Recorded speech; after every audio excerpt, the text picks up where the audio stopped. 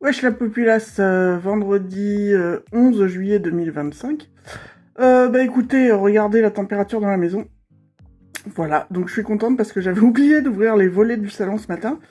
Du coup, ça a bien maintenu au frais. Parce que dehors, il refait 33, ça y est, on recrève. On a respiré 3-4 jours et puis c'est reparti pour un tour. Bref, il est 5h10, je viens de rentrer, j'ai bossé. Je vais aller faire un peu de rangement et je vous reprends après.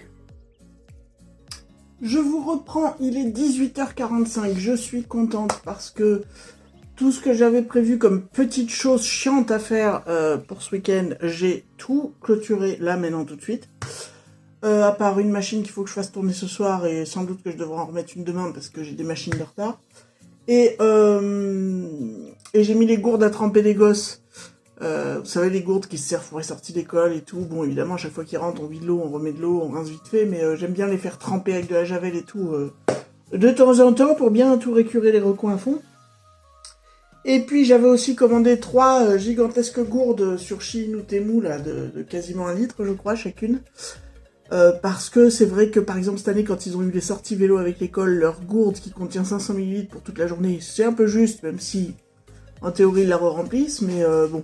Donc j'ai commandé 3 gourdes que du coup j'ai fait tremper également avant de s'en servir. Hein. Pareil, eau de javel, etc. Donc ça, il faudra que je les rince et que je les relave demain pour les faire sécher. Bref, à part ça, j'ai tout fait le reste. Tout ce que je voulais faire ce week-end est fait. Ce qui signifie que demain, quand j'aurai débauché, je rentre et à part la machine que j'aurai à étendre et le linge à ranger... des petits tiramisu parce que je mange avec mes parents et mon frère dimanche et j'ai proposé de faire les tiramisu au spéculoos, c'est le dessert que je fais le plus souvent et qui est très apprécié, voilà. Donc à part ça, j'aurai quand même pas mal de temps libre, ça va faire du bien. Et voilà, et du coup, je vous ai pas pris depuis le dernier vlog, donc depuis mardi, parce que je crois que je l'ai clôturé mardi avec la réponse entre guillemets négative pour l'appart. Et alors, donc, j'ai rappelé l'office HLM en question, qui m'ont dit que pour l'instant, ils n'avaient pas d'autres logements comme je cherchais qui étaient tombés, que ça pouvait peut-être arriver d'ici la prochaine commission, mais pour l'instant, il n'y avait rien. Et que s'il y avait, la prochaine commission était le 19 août, et que ça servait à rien que je rappelle, parce que étant donné que j'ai déjà été placé 2 fois en commission pour un logement, automatiquement, je serai placé en commission la prochaine fois qu'il y aura un logement de ce type qui tombera. Après, en quelle position je serai, ça vous le savez, c'est la surprise à l'issue des commissions. Mais toujours est-il que de toute façon, pour l'instant, le logement comme j'en cherche, il n'y en a pas de dispo à l'heure actuelle, donc écoutez. Je voulais revenir avec vous sur 2-3 choses. Premièrement, pour me consoler mardi de cette déception de ne pas avoir encore une fois l'appartement, je suis allée faire un tour dans un espace culturel Leclerc et je me suis dégoté un nouveau carnet de coloriage. Oui, oui, oui. Je vous le montre. J'ai pas encore attaqué parce que là je suis en train de finir un coloriage dans le carnet Ghibli. Donc j'ai pas encore commencé celui-là. Mais alors, c'est du pur coloriage, c'est pas mystère. Hein. Mais l'ambiance dedans... Alors c'est gavé de détails. Je vais vous montrer quelques pages comme je peux, parce que comme là, je vois pas ce que je filme, c'est très pratique. Hop. C'est trop beau. Et je pense que je vais en faire au moins un, là, pendant les 15 jours qui viennent. Et que je vais prendre plaisir à faire ça au crayon de couleur, cette boutique. C'est magnifique. Alors, je verrai quand j'en aurai fait quelques-uns dedans. Donc, c'est imprimé recto verso, les pages. C'est une illustratrice qui s'appelle Erii, E-R-I-Y, pardon. Et apparemment, c'est une japonaise, si je comprends bien, parce qu'elle a fait ses études au Japon, dans une université d'art, et elle devient illustratrice à son compte. Et voilà, elle illustre plein de choses au Japon, des livres, des magazines, des pubs, etc. Et donc, elle fait aussi des carnets de coloriage, et j'ai compris qu'il y en avait d'autres dans la collection. Donc bon, déjà, vous comprenez bien que j'ai fait rentrer encore un carnet de coloriage dans ma peut-être trentaine de carnets de coloriage que j'ai, dans lesquels j'ai pas le temps d'en faire très souvent, donc je vais pas en racheter un d'elle de suite. Mais j'adore son style un peu naïf comme ça, mais ultra détaillé. Regardez ça pour Noël. La double page avec les casse-noisettes, c'est trop beau, quoi. C'est trop beau. Bref, voilà. Donc, un nouveau carnet de coloriage pour me consoler, que j'ai payé 10,95. Voilà. Donc, c'est pas excessif pour des belles illustrations comme ça, je trouve. Et surtout qu'il y en a plein. Je voulais aussi revenir avec vous, parce que ces derniers jours, je me suis bouffé 2 séries. Ouais, 2 séries et des films. Donc, je vais vous en parler de suite. Premier film dont j'ai envie de vous parler, que j'ai vu ces derniers jours, c'est le film À bout sur Netflix. C'est une production Netflix, hein, me semble-t-il. Le thème, c'est quoi? C'est une maman célibataire avec sa petite fille qui galère à joindre les deux bouts, qui cumule 2 emplois, qui a une petite fille en plus qui est malade, qui doit suivre un traitement, donc c'est aux États-Unis, et donc qui s'arrache constamment pour essayer de survivre, puisque elle n'a pas le choix, il faut qu'elle s'occupe de sa petite, donc évidemment elle est très proche. Elle vit dans un appart miteux, et puis elle va passer un peu la pire journée de sa vie, qui vont lui faire péter un plomb. Voilà. Je vous en dis pas plus, parce que j'ai pas envie du tout de spoiler ce film, parce que moi, déjà il m'a pris un peu aux tripes, donc bien sûr parce que je suis maman célibataire et que voilà. Maintenant, il est clair que je galère pas autant qu'elle, mais que quand tu y penses, tu te dis que ça pourrait arriver à n'importe quelle mère célibataire, clairement. Un accident de la vie, un truc, un machin qui fait que d'un coup, il y a tout qui bascule et tout qui foire. Donc évidemment, déjà, j'étais à fond dans l'histoire, et en plus, il y a un dénouement auquel je m'attendais pas, et qui m'a serré le cœur, et parce que justement, je l'ai pas vu venir. Et donc voilà, je vous conseille. Alors oui, c'est plutôt un drame quand même, hein, voilà, c'est une sale histoire. C'est assez dur à regarder, il n'y a pas de sang, enfin, il y a une scène avec un petit peu de sang, mais c'est pas un film gore, quoi, enfin, hein, ça n'a rien à voir avec ça, c'est juste que c'est un drame social et que c'est très prenant. Et vous le savez, j'ai dû déjà le dire, je suis pas fan des drames sociaux, mais là, je dois avouer que c'est très bien fait, très prenant, donc je vous conseille le film À bout sur Netflix. L'actrice principale joue tellement bien, la maman célibataire joue tellement bien. Ouais, elle m'a pris au trip. Voilà, donc bref. Ensuite, on va continuer avec un autre film qui s'appelle, c'est un film américain ce coup-ci, Drive Away Dolls. Alors il me semble-t-il que je l'ai vu aussi sur Netflix.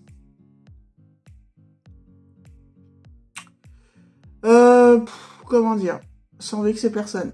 Bon, en même temps, si je vexe des gens, c'est pas grave, hein, c'est que mon avis, ça n'engage que moi. Vous voyez, bon. Alors, on va dire ça, le pitch.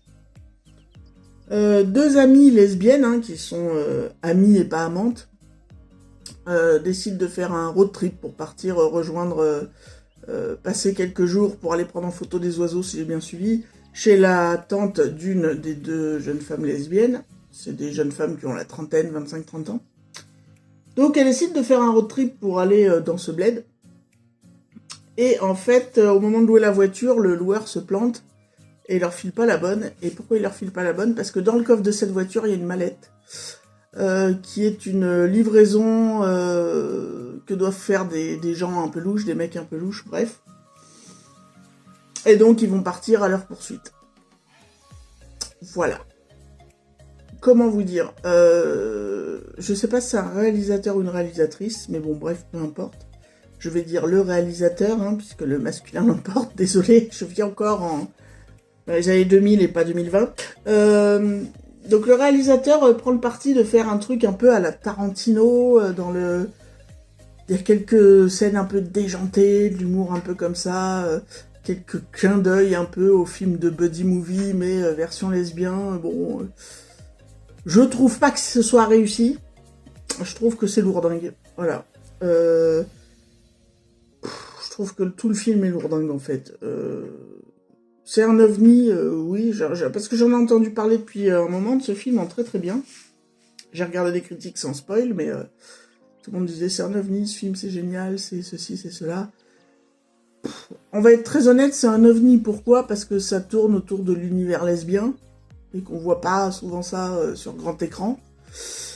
Après, bah forcément, moi, n'étant pas lesbienne, ça m'a fait ni chaud ni froid. Hein. Et puis même, l'humour dans le film ne m'a pas parlé. Les deux actrices principales jouent bien, mais bon, elles n'ont pas des personnages incroyables.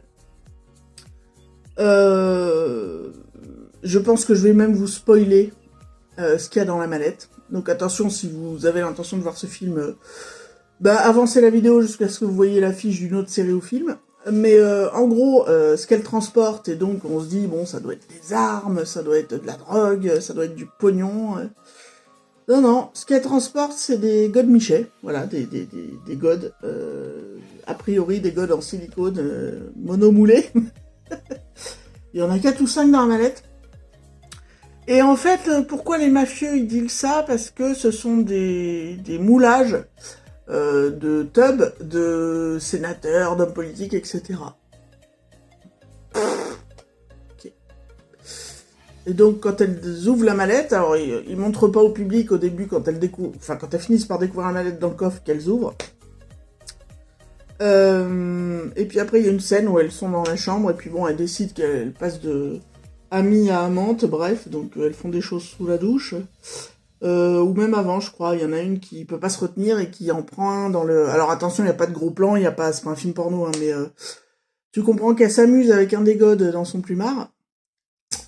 Et il s'avère que c'est le gode d'un sénateur qu'elles vont faire chanter après, donc c'est le moulage de la... qu'elles vont faire chanter, qu'elles vont donner rendez-vous dans un café pour qu'il lui donne $1 million pour récupérer la mallette. Complètement pété du bulbe, ce film.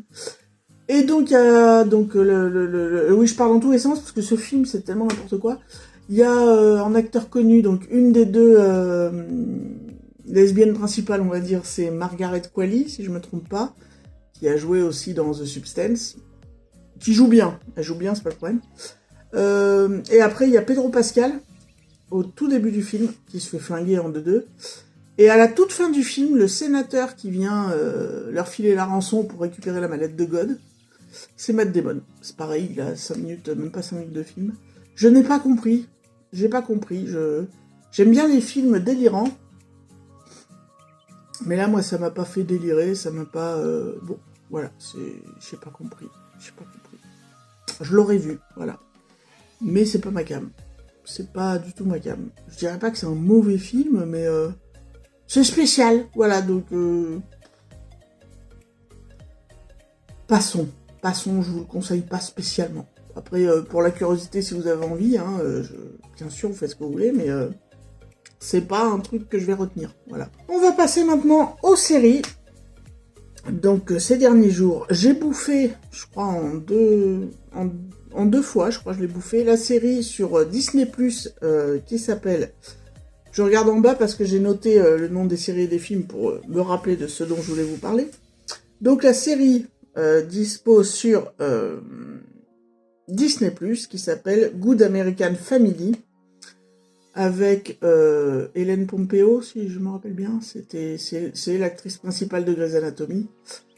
Et donc l'histoire, c'est tiré de l'histoire vraie de Natalia Grace, donc c'était un fait divers dans les années 2020, c'est assez récent en fait.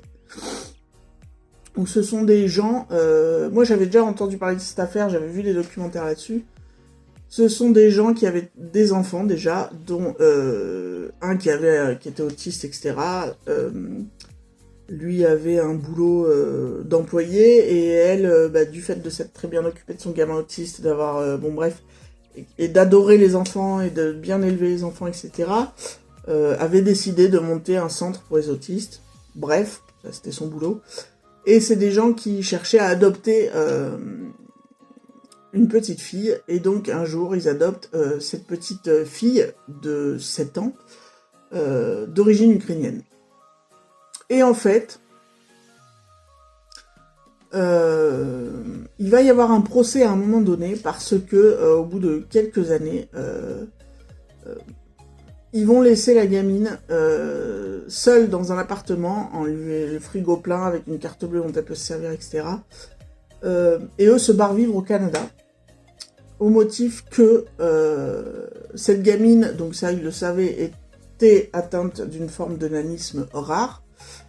Donc elle était un peu plus petite que son âge, physiquement elle avait des traits particuliers. Et les parents adoptifs se sont mis en tête que en fait elle n'avait pas son âge, mais qu'en fait c'était une adulte, voilà. Et que elle essayait de faire du mal à leurs enfants, de leur faire du mal, etc. Ils avaient même, ça c'est pareil, c'est vraiment ça, hein, ils lui ont même fait passer des tests soi-disant osseux, etc. et tout, qu'ils ont fait mentir, faisant croire qu'effectivement la gamine avait 20 ans et pas 7 ou 8 ans. Et donc en fait ils ont bourré le mou de cette gamine, ce qui fait qu'elle a fini elle-même par croire cette version. Et toujours est-il que quand un jour ce sont un autre couple qui s'est rendu compte que cette gamine était livrée à elle-même, et que même si elle disait j'ai 22 ans et j'en ai pas 7, et voilà, ils se sont intéressés à cette gamine, et grâce à eux, elle a pu porter plainte, etc. Et puis voilà, maintenant la gamine est toujours vivante, elle mène sa vie, etc. Mais c'est prenant. En fait, la série est très bien faite parce que il y a 8 épisodes, hein, c'est pas une série qui va se poursuivre sur plusieurs saisons. Il me semble que c'est 8 épisodes de 45 minutes à peu près. Et vous avez sur les 8 épisodes, il y a plusieurs points de vue de montrés. Il y a le point de vue de la maman adoptive, le point de vue du père adoptif et le point de vue de la gamine. Et en fait, le point de vue de la gamine, c'est le dernier point de vue développé. Et bon, moi, connaissant l'histoire de base, je savais qu'effectivement, c'est les parents qui avaient déraillé et qui l'avaient abandonnée comme une merde, peut-être pour la mère en étant persuadée de ce qu'elle disait, mais ça les arrangeait bien de la laisser dans sa merde, en fait. Et donc le dernier point de vue exploré, c'est le point de vue de la gamine, et c'est très bien fait, parce que tout le long des 2 premiers points de vue, on va dire, tu te dis, putain, qu'est-ce que c'est que cette gamine qui est en fait une adulte maléfique, hein. Oui, parce que ça rappelle aussi le film, l'histoire du film Esther, je sais pas si vous vous rappelez, mais là c'est une histoire vraie, sauf qu'évidemment, ils ont voulu faire passer la gamine pour une adulte psychopathe, alors que non, c'était une gamine qui avait peut-être à l'époque des faits une dizaine d'années au lieu d'avoir 7 ans, mais c'était quand même une gamine, c'était pas du tout une adulte. Et ouais, le point de vue de la gamine à la fin, ça te prend au cœur en te disant, mais comment ils ont pu faire tout ça, lui faire subir ça, c'est de la maltraitance, quoi. Et c'est de la maltraitance parce que c'était une gamine handicapée, qui se sont peut-être pas rendu compte de ce que ça engageait, que la mère a sans doute ses propres problèmes à régler, et qu'elle a tout projeté sur la gamine, tout ce qui était négatif, elle a tout projeté sur la gamine, enfin, voilà. Donc c'est une très bonne série, très intéressante. Si vous connaissez l'affaire, ou même si vous la connaissez pas, vous voyez, moi je connaissais assez bien l'affaire, et j'ai quand même kiffé regarder cette série. Tous les acteurs sont bons là-dedans. Le papa qui est un peu plus proche de la gamine et qui finit par adhérer à la version de la mère, mais qui reste quand même assez manipulable par la mère, et en même temps un peu paumé, il joue très bien. La mère de famille, un peu rigide, qui joue beaucoup sur les apparences extérieures de mère parfaite, mais qui en fait est complètement névrosée, Hélène Pompeo du coup, joue bien. Maintenant, moi, je l'ai vu que dans Grey's Anatomy. J'ai regardé plusieurs saisons, même si j'ai clairement pas regardé toutes les saisons. Mais Hélène Pompeo fait du Hélène Pompeo. Je veux dire, elle saura jamais rien jouer d'autre que... Voilà. Si vous voulez, même dans ses expressions faciales, etc., ça reste son personnage de Grey's Anatomy. Elle joue bien, mais elle est pas transcendante. Ça passe. Les gamins jouent bien, mais alors la gamine... Et la gamine, c'est une actrice qui a 27 ans aujourd'hui, je me suis renseignée, je sais plus son nom, mais qui est elle aussi de base atteinte, alors c'est pas la même forme de nanisme que Natalia Grace, mais c'est une forme de nanisme qui fait qu'en fait elle reste vraiment toute petite, mais qu'elle est proportionnée en fait, elle a vraiment un tout petit corps pas de petite fille, parce qu'elle est, enfin évidemment dans le film il le montre pas, mais elle est formée entre guillemets, elle a un corps de femme, mais version mini format. Et alors donc cette actrice, Mais qu'est-ce qu'elle joue bien, la gamine. Qu'est-ce qu'elle joue bien. C'est prenant, parce que même dans les moments où on est dans les versions du père et de la mère, et où on aurait tendance à se dire cette gamine est flippante, elle joue bien la gamine flippante. Et bah au moment où c'est la version de la gamine, elle joue aussi très bien la pauvre gamine paumée qui s'est fait manipuler et qui est complètement sous emprise. Et très très bonne performance. Donc très bonne série. Bon, encore une fois, c'est du drame. Donc vous voyez comme quoi j'en regarde aussi. Et que même si c'est pas ce que je préfère, quand c'est bon, il faut le dire. Autre série dont j'avais regardé la première saison l'année dernière, il me semble, ou il y a 2 ans. Alors là, pour le coup, on change complètement de registre. On part aux États-Unis, me semble-t-il, à New York, si je dis pas de conneries. Et on part sur 3 potes qui ont entre 30 et 40 piges. Il y a un mec et 2 nanas, qui sont vraiment des potes. Hein. Ce sont 3 Afro-Américains.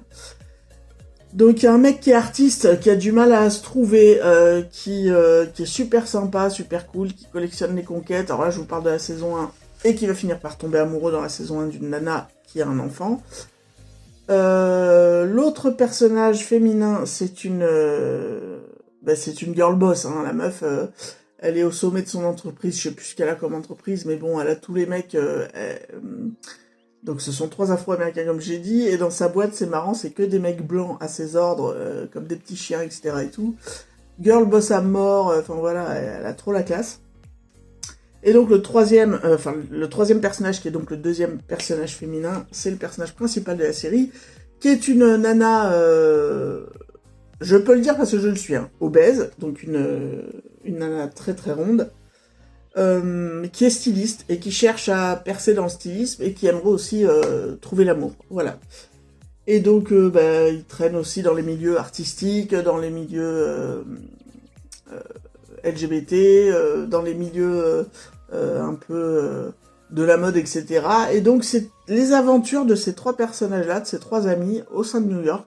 Ce sont les aventures sentimentales principalement, et puis voilà leurs incartades, leurs délires, etc. Ça m'a rappelé. Donc c'est très léger, hein. C'est une série très légère qui fait du bien. Voilà, vous voulez regarder un truc léger, fun, sans vous prendre la tête. Vous aimez bien, justement, j'allais y venir, vous avez kiffé la série Sex and the City. Bah voilà, c'est une version un peu moderne de ça. Et même si ça parle pas de cul tout le temps, ça en parle un peu, mais c'est surtout, voilà, 3 super bons copains qui parlent de tout, qui échangent leurs aventures, qui partagent tous leurs moments, et voilà, et l'histoire c'est ça, et c'est très très fun, très très drôle, très léger, très sympa, ça casse pas 3 pattes à un canard, mais la saison 2 venant de sortir, je me la suis bouffée, pareil, je crois, en une soirée, quand le dernier épisode est passé, et que, vous savez, sur Netflix, parce que c'est sur Netflix, ça s'appelle La Loi de la plus forte, si je l'ai pas déjà dit, et que ça revient au menu parce que vous avez fini la saison. Bah là, je fais, mais qu'est-ce qu'il fait, lui? Là, je regarde, je fais, ah merde! Ah oui, déjà! Bon. J'en aurais bien bouffé d'autres, des épisodes. Mais bon, bref. Donc, oui, c'est une petite série légère, mais que moi, j'adore. Puis j'adore les 3 potes, les 3 personnages, les 3 acteurs, je les trouve géniaux. Et voilà pour tout ce que j'ai vu ces derniers jours. Maintenant, on va parler d'une sortie make-up très très sympathique, hein, les gars. Beauty Bay, une de mes marques préférées comme vous le savez, donc Beauty Bay, qui est une boutique anglaise qui vend à la base des cosmétiques de toutes les marques, du maquillage de toutes les marques, et qui ont lancé il y a quelques années leur marque de skincare et de maquillage. Et vous le savez, la qualité des fards Beauty Bay, j'en suis dingue. J'achète quasiment toutes leurs sorties. Et là, ils ont sorti une nouvelle palette qui s'appelle Desert Haze, qui est une collection limitée, une palette limitée, 20 fards, comme ils font d'habitude pour les éditions limitées. Depuis, je crois c'est depuis jeudi qu'elle est sortie, donc je vous mets les photos là. Et je la trouve super originale. C'est assez neutre, très très chaud, mais il y a des teintes très intéressantes dedans, et l'harmonie générale, je la trouve super intéressante. Voilà, donc est-ce que je vais me la commander? Ben, figurez-vous que c'est déjà fait, sauf qu'il y a eu une couille au moment de la commande, donc c'est en train d'être corrigé, puisque j'ai validé un peu trop vite, et que j'ai pas vu que ça avait enregistré l'adresse de livraison à l'adresse de mon ex, du père des enfants, puisque j'avais déjà essayé une fois de virer cette adresse-là pour laisser que mon adresse d'ici, mais on peut pas virer les adresses sur Beauty Bay. Et donc j'ai déjà passé quelques commandes depuis que je suis toute seule, et à chaque fois je fais gaffe. Et là, je sais pas, j'ai passé la commande tellement vite que j'ai validé pour l'adresse de mon ex. Et que du coup, j'ai envoyé un mail tout de suite pour savoir s'il pouvait m'annuler la commande. Donc on m'a répondu que on allait essayer de le faire et que dès que ça serait fait, on me préviendrait, qu'on allait me rembourser et que je pourrais la recommander. Donc ça, c'est depuis hier, ouais. Donc là, j'attends que la commande soit annulée pour la recommander, la palette. Et si jamais c'est pas annulé, je vais pas la recommander. Donc si jamais ils ont pas pu l'annuler et qu'ils l'envoient chez le père des enfants, il faudra que je le prévienne juste qu'il va avoir un colis qui va arriver pour ma gueule. Bref, ceci dit, je la trouve très très intéressante. Après, elle me fait penser à la Scorpio de Jeffree Star. Même si dans la Scorpio, il y a des violets qui sont très très beaux, mais je trouve que c'est un peu le même esprit. Il y en a qui trouvent aussi qu'elle ressemble à la Métropolis de Natasha Denona. C'est pas faux, il y a aussi un petit côté de la Métropolis de Natasha Denona. Mais toujours est-il que c'est très sympa. Après, je trouve... C'est une palette d'été, mais je trouve qu'elle fait aussi très bien pour l'automne. Je trouve. Enfin, bon, moi, vous savez, les palettes, elles me font toutes les saisons. Mais je trouve aussi qu'elle marchera très très bien pour l'automne. Voilà. Est-ce que je vais aller me faire un film et tout? Non, je vais surtout aller bouffer. Ah oui, puis tiens, je me l'étais débouchonné pour la boire avec vous. Et puis finalement, je vais vous montrer quand même ce que c'est. C'est des bières de la marque Somersby à la pomme, et j'ai goûté ça l'autre fois, et je les trouve excellentissimes. Le petit goût de pomme, là, c'est super original, c'est trop bon. Elles font que 4,5 degrés, donc voilà, donc je m'en suis racheté un petit pack, là, pour les vacances, un petit pack de... 2 petits packs de 3. Donc ce soir, je pense que je l'ai bien mérité, la petite Somersby à la pomme. Wesh, la populace, dimanche 12... Je crois que c'est ça, dimanche 12 juillet 2025. Là, on est dans la cuisine. Je vous ai posé sur les gouttoirs. Hein, c'est fun. Les gouttoirs à vaisselle. Je vous prends parce que, avant-hier soir, j'ai fait tourner une machine dans laquelle j'avais mis, entre autres, une serviette sur laquelle il y avait une tache que, du coup, j'avais frotté un peu à la javel avant de foutre à la machine. Et j'avais mis à laver avec un jean noir à moi. Voilà, quelle bonne idée. Et donc, du coup, sur le jean noir, qui était noir, ça m'a fait une espèce de tache au niveau de la braguette. Une tache un peu bizarre, hein, forcément, grise très claire, puisque c'est la javel, du coup, quand j'ai sorti le jean. C'est la javel. La javel. Hey, javel. La javel que j'avais foutu sur la serviette, qui avait déteint dans la machine quand elle a tourné sur le jean, qui avait fait une tache horrible, et je me suis dit merde, putain, je peux plus le mettre parce que c'est vilain. Et en fait non, j'ai fait un tie and dye, donc j'ai fait un tie and dye avec la javel sur ce jean, qui du coup ne sera plus noir, mais noir taché de gris. Et ensuite je l'ai rincé à l'eau claire, et puis je l'ai repassé en machine à 30 degrés, et voilà le résultat. Parce qu'au départ, la tache sur la braguette, c'était genre comme ça. Voilà. Il y avait qu'une tache comme ça. Et ça faisait moche. Donc là, j'ai tout... je sais pas si on verra bien, mais bon, voilà. Voilà. Et derrière, voilà ce que ça donne. Voilà. Donc écoutez, bon bah tant pis, j'ai toujours pas de jean noir du coup dans les jeans. C'est pas grave. Hein, c'est pas grave. Au moins, il part pas à la poubelle. Ça fait un style. Style one again, beast to fly, ça fait un style. Je vous reprends juste après. Je vais aller m'installer dans le salon, dans mon coin colo, comme je fais souvent, pour vous parler des choses que j'ai regardées ces derniers jours. Je vous reprends. Donc, il est 10h30. Donc, c'est magique. Ce jean sera un jean un peu rock'n'roll. Bref. Hier après-midi, j'ai fait... pas mal de bricoles que je devais faire pour être tranquille ce week-end, donc tant mieux. J'ai terminé un colo, voilà, donc je vais vous le montrer. Dans le tome Ghibli, voilà, j'ai terminé le colo comme ceci. Donc c'est un tome coloriage mystère. Je sais pas si on verra très bien. C'est compliqué à vous montrer. Alors j'ai pas respecté tout à fait le code couleur. Mais j'aime bien le rendu, voilà. Alors c'est... l'avantage de ce tome-là, aux éditions 4D4 ou 4O4, 404, voilà, c'est que derrière chaque coloriage, donc c'est des coloriages mystères, mais où tu vois le dessin clairement, hein. Derrière chaque coloriage, donc c'est blanc, Donc, bon, je mets toujours quand même une feuille de protection parce que selon le matos, je me dis si ça transperce, ça risque quand même de tacher l'autre. Mais bon, voilà, c'est très bien. Vous pouvez pas, même si vous faites avec des feutres à alcool en mettant une protection, vous n'abîmerez rien au dos, puisqu'au dos, il n'y a rien.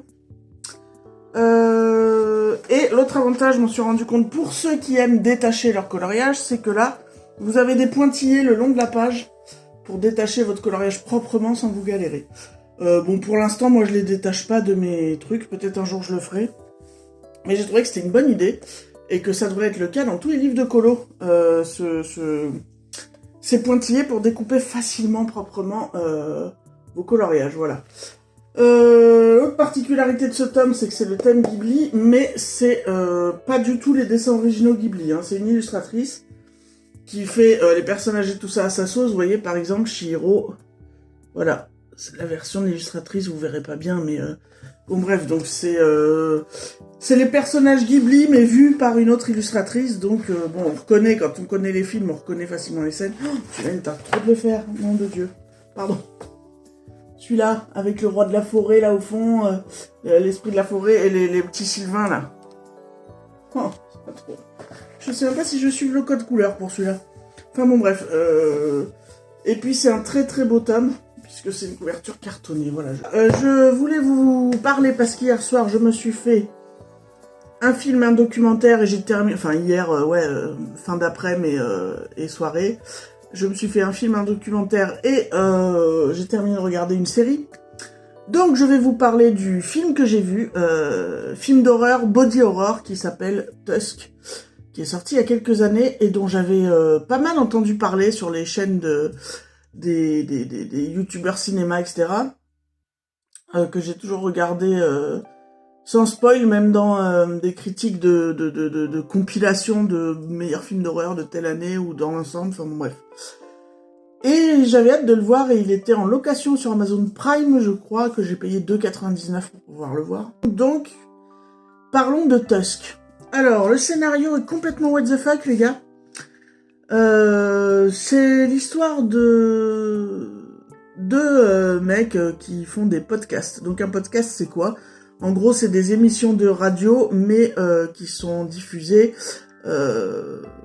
via Internet. Oui, donc c'est deux jeunes mecs qui commencent à cartonner avec leur podcast, où en gros, ils se foutent de la gueule des gens qui ont fait des mèmes que tout le monde se partage.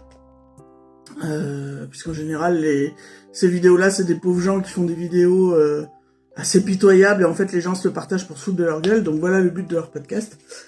Et donc, entre autres, un mec qui avait fait un mème qui avait cartonné il y a 2 ans, ou 1 an ou 2 ans dans leur truc, là, où c'était un jeune qui jouait avec un sabre, un jeune ado, et puis qui finit par, à force de jouer avec le sabre, se trancher la jambe.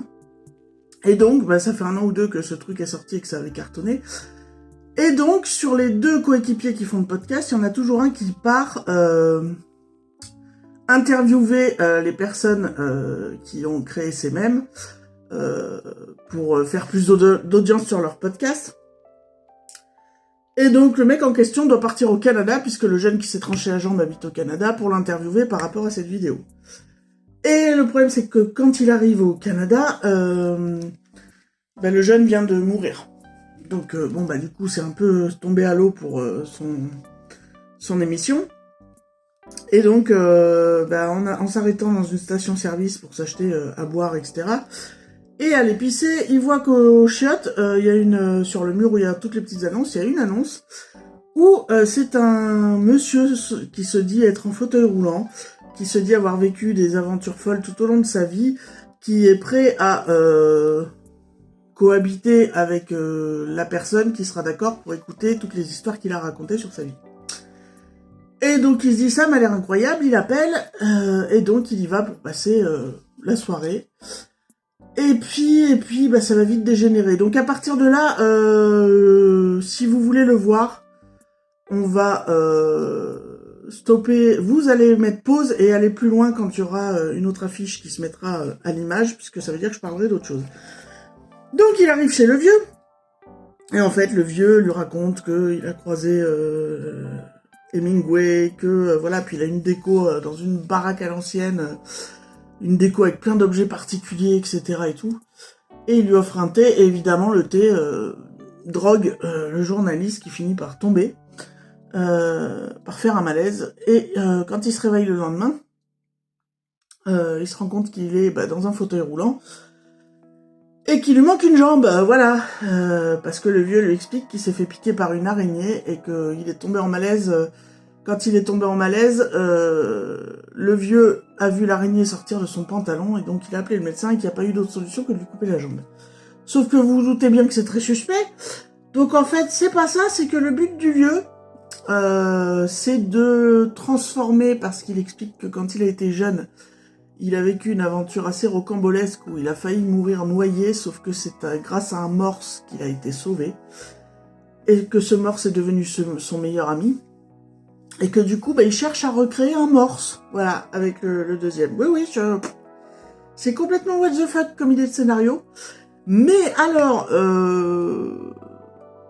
déjà, je tiens à vous préciser, si vous êtes habitué aux films d'horreur, enfin moi je suis habitué aux films d'horreur sans que ce soit les extrêmes, hein, mais je suis quand même assez habitué aux films d'horreur, ça va, vous allez pas faire des cauchemars.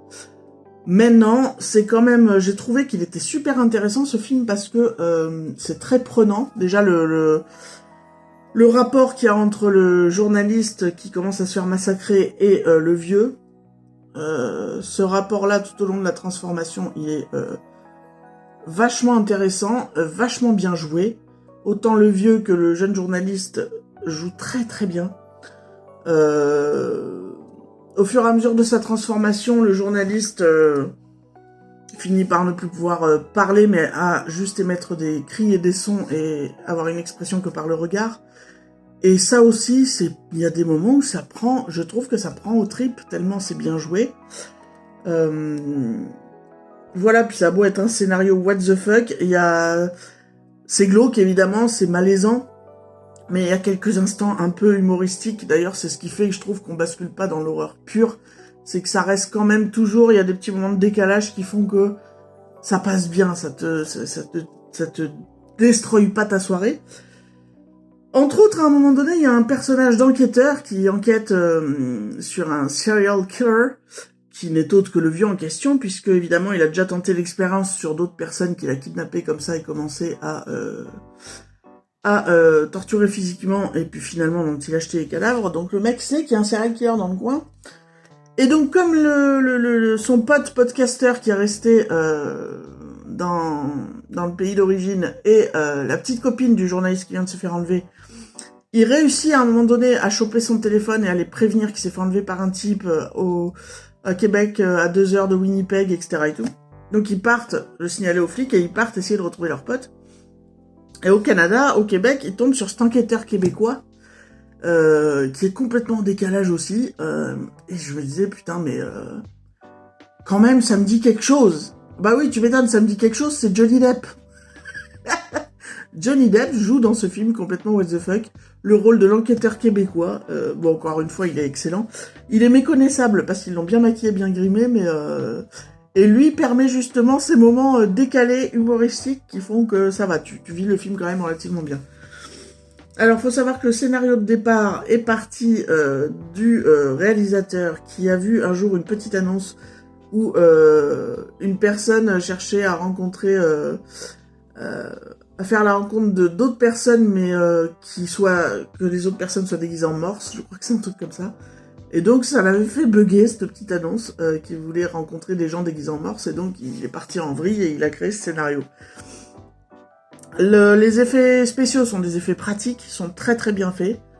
Il y a juste un moment donné où il est, parce qu'évidemment il réussit à le transformer en morse, hein, où il est complètement en morse, où il y a des moments où le morse en question est dans l'eau, et où quand il sort de l'eau ou quoi, tu vois la tête qui rentre un peu dans le costume, tu vois les replis, et je trouve que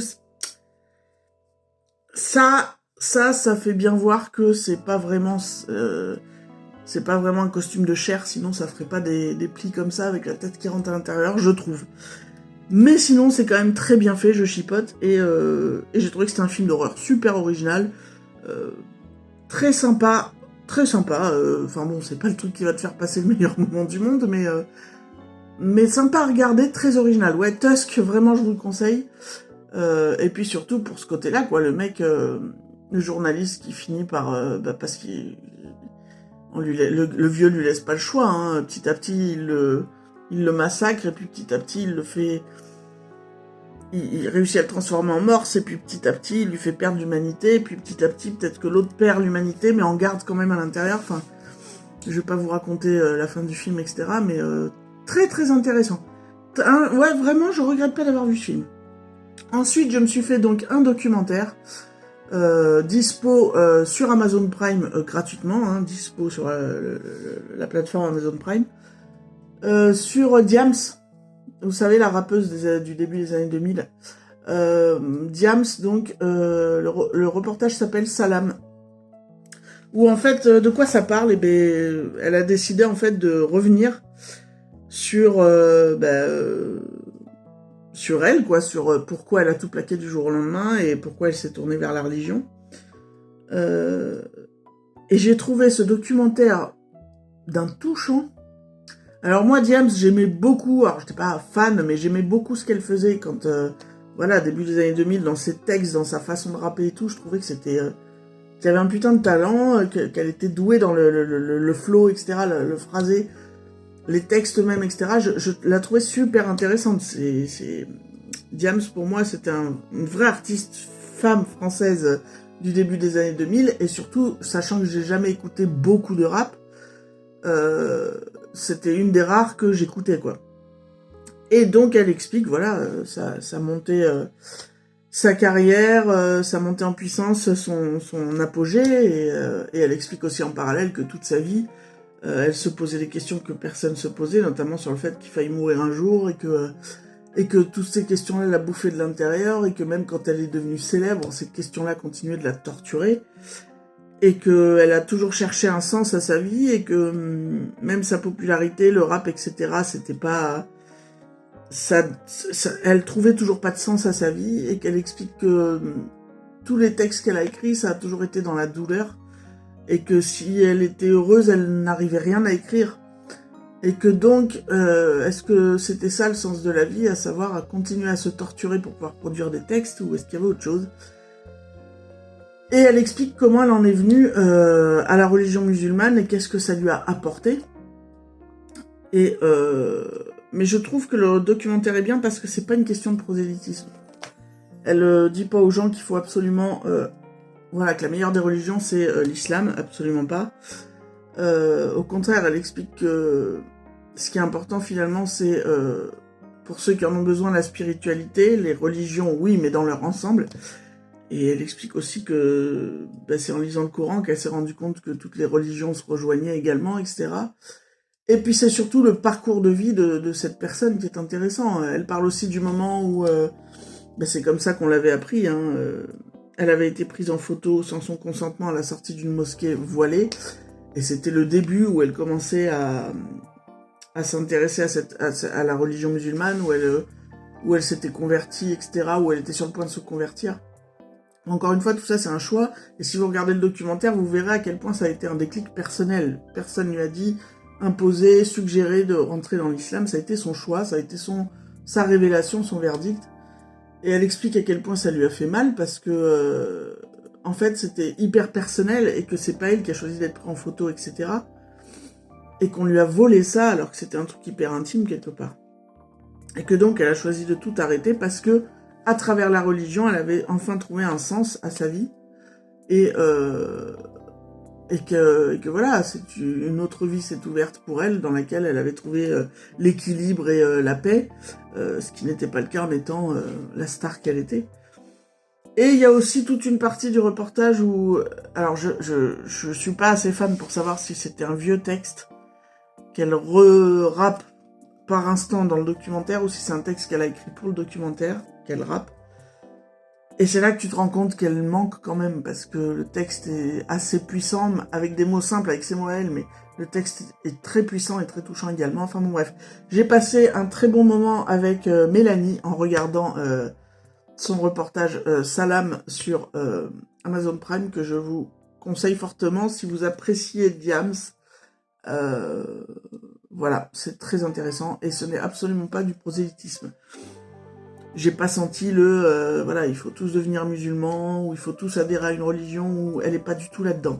Elle démontre juste elle avait besoin de ça, et que c'est à travers cette religion-là elle a trouvé son bonheur, mais ce qui veut pas dire que ce sera la solution pour tout le monde. Et elle est très touchante, cette Mélanie, très touchante. Et ça a fait du bien de réentendre des textes qui pour moi me semblent un texte exprès pour le documentaire, de la réentendre rapper, et tu te dis elle manque quand même, elle manque. Elle manque, mais en regardant ce documentaire, tu comprends son choix. Voilà. Bref, ensuite, j'ai terminé de regarder la série Sirène sur Netflix. Je l'ai bouffé en 2 jours. Hein. J'ai adoré cette série. Alors, c'est pas une série qui parle de sirène, hein, à proprement parler. C'est pas une série fantastique du tout. Le pitch, c'est une nana qui, je pense à la trentaine, qui vit avec son père qui commence à perdre la boule et qui est alcoolique, qui vit seule avec son père. Et tu sens que elle, c'est une nana qui a eu plein de problèmes à cause de ça. Et un jour, elle essaye de joindre sa jeune sœur qui est partie, tu comprends, qui est partie il y a 1 an, mais dont on n'a plus trop de nouvelles. Elle lui envoie sirène, sirène, sirène, et c'était un mot entre elles pour dire j'ai besoin d'aide, et sa sœur ne lui répond pas. Et donc après avoir passé une journée de merde à essayer d'appeler à l'aide sa sœur, elle rentre, et sur le pas de leur porte de maison, sur les escaliers, il y a un bouquet de fruits.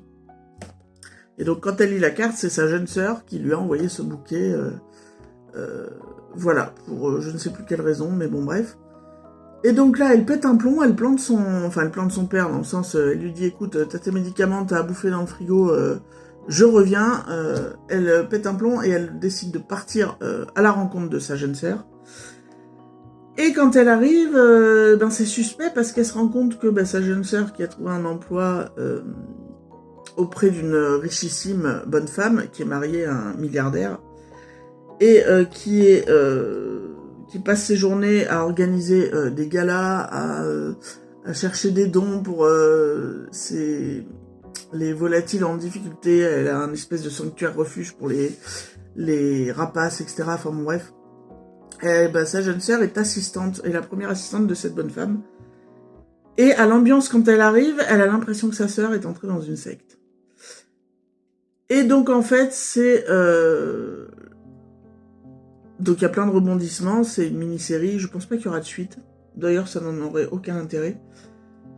Et donc c'est le choc des cultures entre la grande sœur qui se galère avec son père sénile, qui est plutôt dans la misère, hein, qui est obligé de bosser pour avoir un peu d'argent, mais qui s'en sort pas. Et sa jeune sœur qui a, entre guillemets, réussi, mais à quel prix, hein, qui bosse avec cette femme richissime dans les hautes sphères. Et finalement, le sujet de fond, c'est ces 3 femmes, ces 3 femmes-là. La grande sœur qui galère, la jeune qui s'en sort finger in the nose et qui est peut-être pas à sa place, mais peut-être que oui, et la richissime milliardaire jouée par Julianne Moore, excellentissime comme d'habitude, j'adore cette actrice, je l'ai toujours trouvée déjà magnifique, elle a un visage tellement spécial mais tellement beau, et elle joue superbement bien, et là elle est glaçante dans son rôle de femme milliardaire. Et finalement, faut pas se fier aux apparences, dans tous les sens du terme. Et c'est très très intéressant, je trouve. Et donc pourquoi sirène? Alors parce que c'est le mot de passe entre les 2 sœurs quand l'une et l'autre ont besoin d'aide. Mais au final, c'est pas exactement... Enfin, c'est ça sans être ça. À savoir, ces 3 femmes différentes qui ont des rapports aux hommes particuliers, on va dire, et qui attirent autant qu'elles effraient les hommes, à différents degrés, paliers, etc. Et voilà, c'est ça qui est intéressant. C'est le rapport entre ces 3 femmes et le rapport avec les hommes. Et voilà, puis bon, alors, il y a des côtés très étranges. C'est un univers très étrange comme ça. Et en même temps, très fun. Donc, très stylisé, c'est particulier, mais bon, j'ai trouvé que c'était une très bonne série. Voilà. faut aimer ben voilà, les séries qui parlent essentiellement de femmes, des rapports entre les femmes, que ce soit la sororité ou l'inverse, hein, le fait de se tirer dans les pattes. Mais j'ai trouvé que c'était une très bonne série, très originale. Voilà pour les 3 choses que j'ai regardées hier. Bon, je vais vous montrer aussi. Tout à l'heure, je descends chez mes parents. Je mange avec eux pour midi, avec mon frangin. Et donc, j'ai fait des tiramisu. Je vais vous en montrer un. Voilà, petit tiramisu spéculoos. C'est un peu ma spécialité. Enfin, petit... Bon, j'avais que 3 verres comme ça, donc j'en ai fait 3 comme ça et j'en ai fait un plus petit. Je prendrai le plus petit. Mais voilà. Donc j'ai ma petite recette que je fais depuis des années. Et je fais tremper les spéculoos dans du café. Et puis je fais la crème mascarpone, etc. Et ça se passe très bien. Voilà. Peut-être demain ou dans la semaine.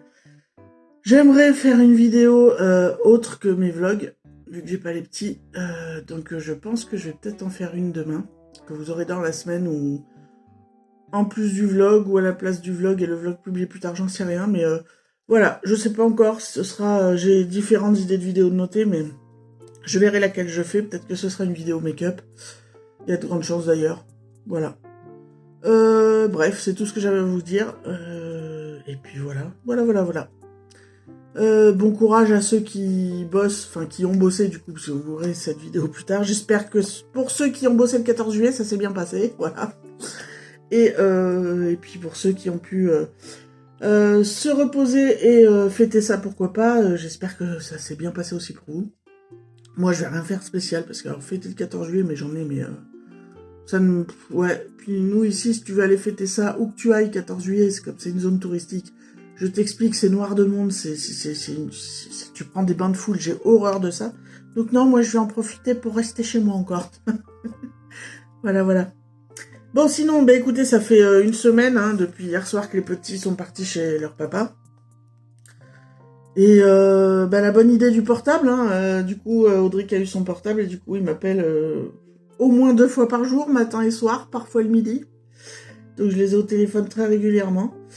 Et bah du coup, c'est moins dur de pas les avoir, parce que je les ai au téléphone très régulièrement, mais d'un côté, c'est chiant de les avoir 3 fois par jour. Des fois, je dis à Audrey, je dis, mais si tu m'appelles que le soir, c'est bien aussi, tu vois. Tu m'appelles, 5-10 minutes, je vous parle le soir, c'est bien, ça suffit. Mais non. Bon, en même temps, il a son portable, il fait ce qu'il veut, mais... voilà. Ouais, c'est moins dur. Comme ça, je les ai un peu tous les jours au téléphone, et c'est moins dur. Mais à la base, je l'ai pas pris pour ça. Je pensais pas qu'il m'appellerait comme ça 3 fois par jour. Mais bon, bref. Ils y restent encore 2 semaines. Donc, voilà. Écoutez, bah, ce coup-ci, à plus tard. 20h15, je viens de finir de regarder le film qui est sorti il y a pas longtemps là sur Netflix qui s'appelle Bricks. C'est une production allemande, je pense. Bref, c'est un film Netflix. Où en fait, en gros, dans un immeuble du jour au lendemain, en pleine nuit, ils sont fermés comme dans une boîte, c'est-à-dire qu'à toutes les fenêtres et portes quand ils ouvrent, ils ont des espèces de cloisons dans une matière avec des cubes de partout, de différentes tailles et tout, mais d'une matière impossible à détruire. Et donc, bah, ils vont essayer de sortir de ce merdier. Et c'était pas mauvais, mais clairement, c'était pas terrible non plus, parce que le dénouement final, ils te le disent à peu près à la moitié du film. Donc quand, bon, petit spoil, mais vous vous doutez bien que dans ce genre de situation, à un moment donné, ils arrivent à s'en sortir. Le truc, c'est qu'est-ce qu'on fait au moment où il y en a qui arrivent à s'en sortir? Est-ce qu'on montre ce qu'il y a, ou est-ce qu'on arrête pile au moment où ils sortent? Rappelez-vous de Cube, par exemple, où l'autre arrivait à sortir, tu comprenais qu'il allait sortir et le film s'arrêtait là. Bon, bah là, on nous montre. C'est-à-dire que les survivants réussissent à sortir de l'immeuble, et on nous montre, sauf que ce qu'on nous montre, ça ne ramène rien, puisque ça explique simplement ce qui a déjà été dit, plus ou moins par un ou deux protagonistes à la moitié du film, donc et puis ce à quoi tu t'attends un peu, donc je pensais qu'il y aurait un rebondissement à la fin du film, or pas du tout. Dommage. Après, bon, ça reste sympathique à regarder comme petit film de science-fiction sans prétention, mais vraiment sans prétention du coup. voilà, c'est pas génial. Il y a plusieurs personnages qui meurent auxquels t'as même pas le temps de t'attacher, donc ça ne te fait strictement rien. Voilà, pas un super bon film. Pas nul, mais pas, voilà. Sympatoche si vous avez un soir, si vous savez pas quoi regarder un soir. Sympatoche, mais vous attendez à rien. Bref, je crois que je vais clôturer le vlog ici. Et puis j'espère que pour vous tout roule. Que vous avez pas trop chaud, que vous profitez quand même de votre été.